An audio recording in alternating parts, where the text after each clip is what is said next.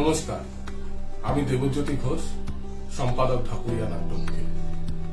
সুভাষগ্রাম আবির্ভাব থিয়েটার একটি নাট্যমেলার আয়োজন করেছে 24, 25 ও 26 মে মিনার্ভা থিয়েটারে। 24 মে তার উদ্বোধনী অনুষ্ঠান। অনেক গুণী নাট্য ব্যক্তিত্বরা থাকবেন। সবাইকে অনুরোধ করছি আপনারা উপস্থিত থাকুন। এই 3 দিন সব নাটকগুলোকে দেখুন, উপভোগ করুন।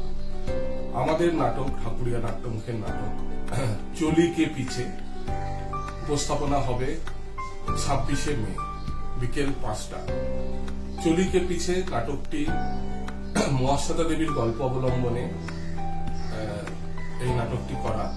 চলি কে পিছে এই নাট্যকার আমি দেবজ্যোতি ঘোষ এবং নির্দেশনায় আমি দেবজ্যোতি ঘোষ এবং সঙ্গে আছেন সুজন সাহা। তো সবাইকে আবার অনুরোধ করব, 3 দিনই নাটক দেখুন, নাটকের সঙ্গে থাকুন।